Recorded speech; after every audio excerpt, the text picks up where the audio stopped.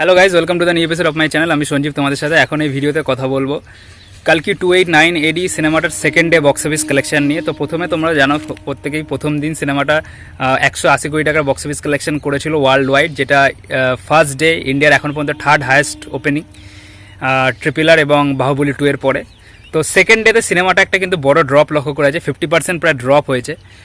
এখন পর্যন্ত আমি যে ভিডিওটা বানাচ্ছি এখন পর্যন্ত গ্রস কালেকশন ওয়ার্ল্ড ওয়াইড কত হয়েছে সেটা জানা যায়নি, তবে ইন্ডিয়া থেকে সিনেমাটা দ্বিতীয় দিনে 54 করোড়ের নেট কালেকশন করেছে, যেটা প্রথম দিন ছিল 95 করোড়ের কাছাকাছি, সেটা 54 করোড়ের কাছাকাছি করেছে।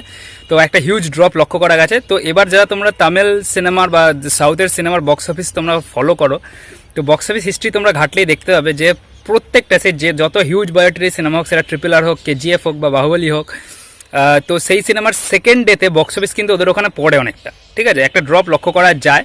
তো এই ক্ষেত্রেও সেটাই লক্ষ্য করা গেছে এবং একটা জিনিস মাথায় রাখতে হবে যে এই ক্ষেত্রে কিন্তু এই ড্রপটা লক্ষ্য করা যায় শুক্রবার, ঠিক আছে, কারণ সিনেমাটা বৃহস্পতিবার রিলিজ করেছে, ঠিক আছে, এবং সেকেন্ডে 54 করে কালেকশন করেছে এবং যে ড্রপটা লক্ষ্য করা গেছে সেটা সাউথ থেকেই হয়েছে। কারণ তোমরা যারা আমার আগের ভিডিও দেখেছো আমি বলেইছিলাম যে প্রথম দিন সাউথ বেল্ট থেকে সিনেমাটা কালেকশন করেছিল 65 করোড়ের কাছাকাছি এবং হিন্দি বেল্ট থেকে সিনেমাটার কালেকশন ছিল ওই মোটামুটি 62 করোড়, হিন্দি বেল্ট থেকে 24 করোড়ের মতো বক্স অফিস কালেকশন সিনেমাটা করেছিল।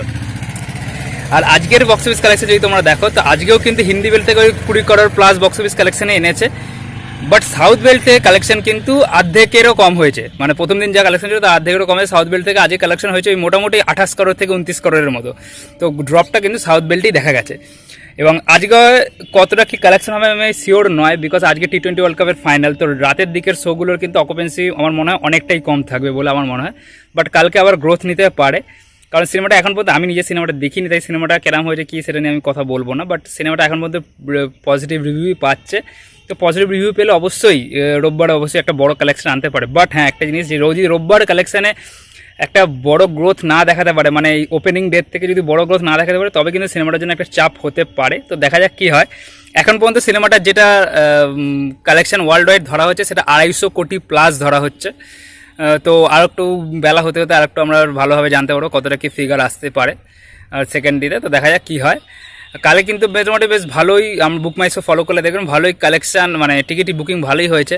আজকেও কিন্তু অগ্রিম টিকিট বুকিং খুব ভালো হচ্ছে। তো দেখা যাক কী হয় আজকে এবং কালকের কালেকশনটা কতটা হয় দেখা যাক। আজকের ভিডিওতে একটুখানি দেখার পরের ভিডিওতে। Thank you.